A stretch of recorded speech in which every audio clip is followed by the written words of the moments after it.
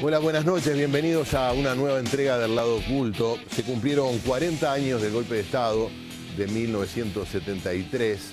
En este programa queríamos recordar el hecho y, más que recordarlo, reflexionar sobre cómo impactó sobre la cultura, entendida esta como lo hacemos siempre en un sentido muy amplio. Para eso es que hemos convocado al profesor Carlos De Masi. ¿Cómo te va, Carlos? Bienvenido. Muchas gracias. Gracias por estar hoy con nosotros, sobre todo porque, bueno, este abordaje que te planteamos es bastante peculiar, ¿no? Por lo general se mira la historia reciente y la historia en general desde los hechos políticos, político-económicos, y aparecen por ahí las referencias culturales algo lateralmente, ¿no?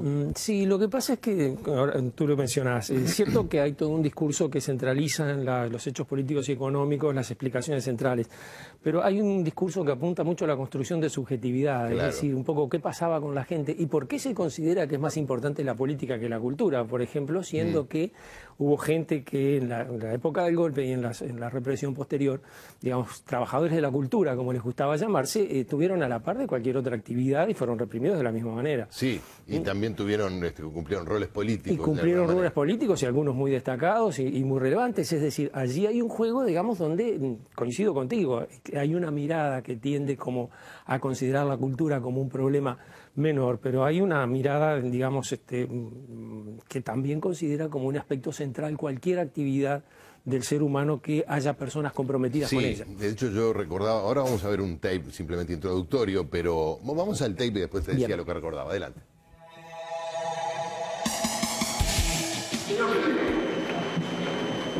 hablando de todo el día de hoy, circularon persistentes rumores que luego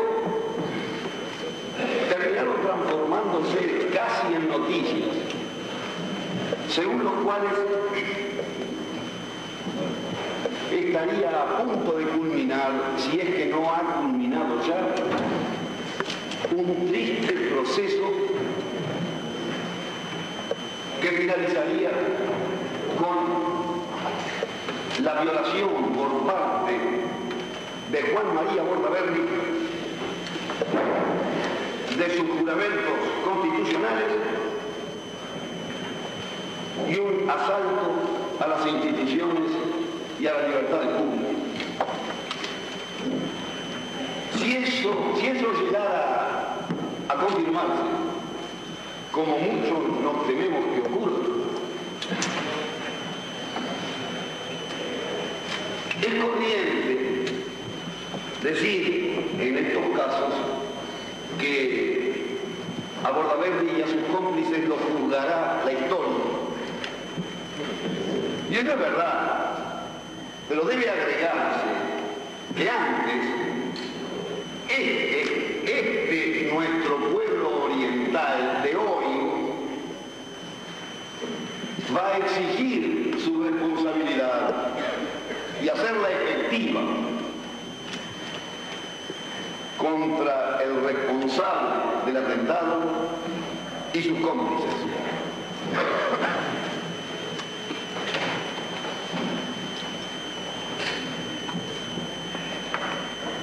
Si eso llegara a confirmarse, nuestro partido nacional, se considerará en guerra contra el señor Juan María Bordaberry, enemigo de su pueblo. Los señores senadores me permitirán que yo, a pesar de que la hora exige emprender la restauración republicana como una gran empresa nacional, me permitirán que yo haga una invocación que me resulta ineludible a la emoción más intensa que dentro de nuestra alma alienta. Me perdonarán que yo, antes de retirarme de sala, arroje al rostro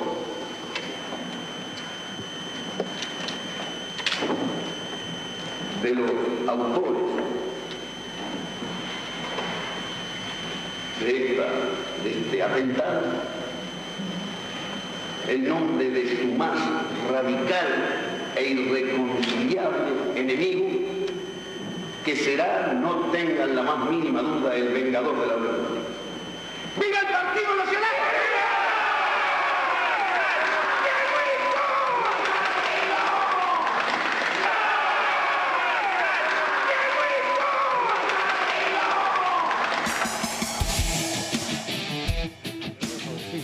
Bueno, quiso la tecnología de la época que se conservara este y otros fragmentos de esa sesión. Hubo oratorias vibrantes, emotivas y un hondo sentido republicano, obviamente de todos los partidos con representación parlamentaria, ¿no? Pero bueno, se rescató esta, que también dice mucho de la época que llega. Ferreira se fue y se fue, es decir, tuvo que irse del país o quedar fondeado en algún lugar. Porque iba a ser detenido como fueron detenidos en ese momento después tantos otros dirigentes. Pero yo te decía que hay varios hechos que marcan también cómo la cultura tenía mucho que ver con ese momento. Seguramente el episodio más significativo después del golpe de Estado fue la huelga general y la manifestación del 9 de julio, y después la intervención de la universidad, que era algo que demoró unos meses. Todavía, ¿no? Cuando uno hace el repaso del golpe de Estado y mira todo ese proceso, es un poco sorprendente, porque los militares entran a cogobernar en febrero. Digamos, claro. Se disuelven las cámaras en junio, pero, por ejemplo, cuando se levanta la huelga general 15 días después, reaparece el Diario El Popular, reaparece el semanario Marcha, reaparece el Oriental, que era un semanario socialista. Es decir, la prensa de la izquierda vuelve a aparecer, los partidos políticos están proscriptos, pero están todos en el mismo estatus, digamos. Se hacen elecciones en la universidad, controladas por la Corte Electoral, se presentan libremente los candidatos, ganan los candidatos que el gobierno no quería, y eso ocurre el 12 de septiembre, al día siguiente el golpe de Estado en Chile, eran una de esas cosas que uno le quedan en la cabeza, ¿no? Juntas, y digamos, el proceso siguió de recuento de votos y etcétera, y cuando en finales de octubre la Corte proclama los candidatos un viernes y dice, bueno, estos son las nuevas autoridades de la universidad, el sábado estalla la bomba en ingeniería y allí se produce recién la intervención de la universidad. Digamos, cuando han pasado ya como 2 meses. Y la detención, además de y la detención los rectores, de todos los rectores, de todo el Consejo Directivo Central y los consejos de facultad. Y allí, digamos, se corta la vida institucional de la universidad en el marco de la Ley Orgánica del 58 hasta 1985 prácticamente. Claro. Pero sin embargo todavía siguen apareciendo los diarios de la prensa de izquierda, todavía siguen apareciendo las denuncias, etcétera, hasta fin de noviembre, que recién allí, digamos, organizaciones sociales identificadas con la izquierda, como la FEU, por ejemplo, y para el Partido Comunista, Partido Socialista, etcétera, allí recién fueron proscriptos. Pero uno mira y ve que el semanario Marcha, por ejemplo, siguió apareciendo con interrupciones casi un año más. Entonces, como que hay allí una instalación muy gradual del golpe, que cuando uno lo piensa desde el presente, parece que fue así como... Digamos, fue un día. Exactamente, la toma del Palacio de Invierno, el helicóptero que se lleva a Isabelita, pero sin embargo en el proceso uruguayo es un proceso muy, muy gradual y donde precisamente esas cosas que parecían los centros, digamos, principales de la preocupación del gobierno, Carlos, fueron postergadas. Esto tiene un sentido de estrategia, bueno, ya que te controla el poder, ¿para qué generar otros hechos? ¿O de alguna manera el régimen tenía que justificar la intervención de la universidad, tenía que justificar también el tema del cierre del Teatro del Galpón, claro, por decirte, o la proscripción de los músicos? Yo tengo la sensación de que, digamos, en la Academia Militar Uruguaya, golpe de Estado no era una materia que tuvieran aprobada regularmente, como en otros países, digamos. Claro, es decir, claro. ¿Qué hay que hacer cuando se da un golpe de Estado? ¿Y qué es lo que se supone los militares tienen que hacer? Fíjate que acá el golpe de Estado lo dio un civil, el presidente de la República. En Bolivia se contaba de a decenas por año. Claro, claro. Bolivia llevaba más golpes de Estado que años de independencia. Claro. Y sin embargo acá, digamos, el hecho, no hubo una junta militar que desplazara al presidente. No hubo, digamos, Pero tampoco se necesitó. Claro, pero ese es el punto más complejo si uno lo analiza, porque en definitiva se trata de un golpe civil con el apoyo militar. E incluso los militares hacen como en determinado momento una jugada en plena huelga general, y Volentini, que era ministro del Interior, coronel y abogado, negocia con la CNT despegándose de la posición del presidente de la República, como diciendo, bueno, no, Bordaberry es uno más del equipo, era una estrategia. Recordemos que finalmente lo destituyen a Bordaberry en el 76, ¿verdad? Porque Bordaberry quería terminar con el sistema de partidos tradicional, ¿no? Entre otras cosas, pero bueno. Sí, claro. Si uno mira después lo que hicieron los militares, creo que en realidad lo que los tenía harto era Bordaberry, ¿no? Claro. No el proyecto, porque lo que los militares hicieron no fue demasiado distinto, en definitiva. No lo querían terminar, pero, digamos, transformarlo en un sello, simplemente. El proyecto constitucional del 80 prácticamente no dejaba ninguna dimensión a los militares, pero en concreto, a los partidos políticos. Claro. Pero en concreto, digamos, como que el golpe va avanzando así como a empujones, y me da la impresión de que esos empujones se los dan más los civiles que los militares. El tema de la intervención de la universidad, por ejemplo, viene acompañado, seguido de un atentado, de una explosión que se producía allí, que perfectamente, digamos, los militares podrían haber gestionado de otra manera si lo hubieran querido. Pero, sobre todo, el punto más importante que me parece es el tema golpe de Estado mismo, disolución de las cámaras. Sí. Es decir, que allí el mismo Bordaberry, después en declaraciones que hacía a Alfonso Lessa, decía, no, nadie sabía qué hacer, entonces yo le pedí a Pacheco Seri que redactara el decreto y lo llevé para que lo firmaran. Él, sí. En un momento además en que ya estaba siendo enjuiciado por atentado a la Constitución. Es decir, como que él no tenía conciencia clara de que su protagonismo había sido muy grande en ese momento. Y eso como que queda, digamos, postergado, un poco como de segunda fila, frente al protagonismo que después tomaron los militares. Claro, ahí, bueno, ves, en este relato que tú haces aparece no solo un presidente civil, aparece, no diría un consenso, pero cierto desencanto de buena parte de la población, no necesariamente golpista, no necesariamente antidemocrática, que decía, bueno, algo hay que hacer, algo tiene que ocurrir, porque esto no da para más. Una sensación de fin de época que llevó a que mucha gente tolerara, por lo menos al principio. Sí, eso es real, ¿no? Eso yo comparto esa idea que tú tenés. Es decir, cuando uno analiza el impacto de la huelga general, por ejemplo, ve que ese impacto repercute en un ámbito bastante específico de una sociedad movilizada. Como que el resto de la sociedad está esperando que se reanuden las clases, que se levante la huelga, poder ir a comprar al almacén regularmente, y sobre todo abre cierta expectativa de decir, bueno, a ver si con los militares se acaban los conflictos, se acaban los problemas, la vida puede transcurrir más tranquila, el nene puede ir a la escuela, claro, o ir al liceo y volver a casa sin angustias, cosa que es absolutamente legítima por otra parte. No lo estoy diciendo como una especie de reflejo conservador, sino comprendo perfectamente de lo que se trata. Entonces creo que esa población sí, que es la mayoría, le abrió una especie de cuenta abierta, digamos, a la dictadura. Carta de crédito, a ver. Exactamente, a ver qué van a hacer. Vamos a ver y durante mucho tiempo, te voy a decir que creo que durante 3, 4 años se sintió conforme con lo que estaban haciendo. Creo que el clic, así la fractura, se produjo en el momento que los militares deciden destituir a Bordaberry y designar a Aparicio Méndez. Creo que si los militares hubieran llamado elecciones en el año 76... Que era lo que correspondía, ¿no? Que era lo que correspondía, porque correspondía por el ritmo electoral constitucional. Creo que allí, digamos, la imagen que una proporción muy grande de la población tendría de los militares era fuertemente positiva. Incluso el peso que tendrían los militares, que habrían mantenido los militares en la vida política de este país hubiera sido también muy grande. Claro.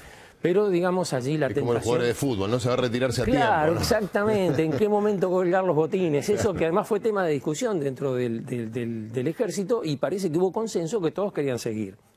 Y eso, digamos, resultó fatal, porque para mucha gente que, como tú decís, tienen una formación democrática, y etcétera, el hecho de que no hubiera elecciones y que hubiera un presidente que no había elegido a nadie significaba realmente una fractura. Ya ahí se produce un alejamiento, como diciendo, bueno, a estos no les eligió nadie, digamos, ¿no? Claro, no era para esto que le dimos el crédito. Exactamente, implícitamente lo estaban diciendo así, ¿no? También es cierto que en esos 3 años hubo una durísima represión, se registraron buena parte de, bueno, no solo de las detenciones, de los procesamientos por la justicia militar, de las torturas, las desapariciones.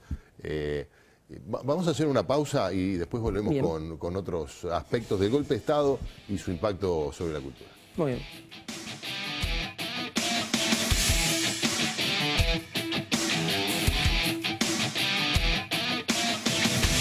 Y hay un juego, digamos, donde, coincido contigo, hay una mirada que tiende como a considerar la cultura como un problema menor, pero hay una mirada, digamos, que también considera como un aspecto central cualquier actividad del ser humano que haya personas comprometidas con ella. De hecho yo recordaba, ahora vamos a ver un tape simplemente introductorio, pero vamos al tape y después te decía lo que recordaba. Adelante.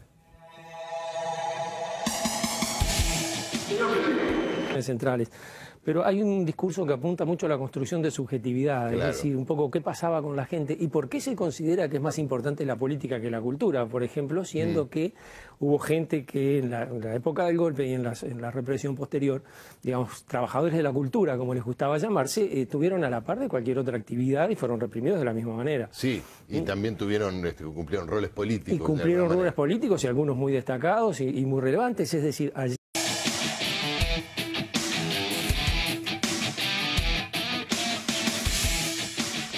Hola, buenas noches, bienvenidos a una nueva entrega del Lado Oculto. Se cumplieron 40 años del golpe de Estado de 1973. Y en este programa queríamos recordar el hecho y más que recordarlo, reflexionar sobre cómo impactó sobre la cultura, entendida esta como lo hacemos siempre en un sentido muy amplio. Para eso es que hemos convocado al profesor Carlos de... Hablando de todo el día de hoy, circularon persistentes rumores que luego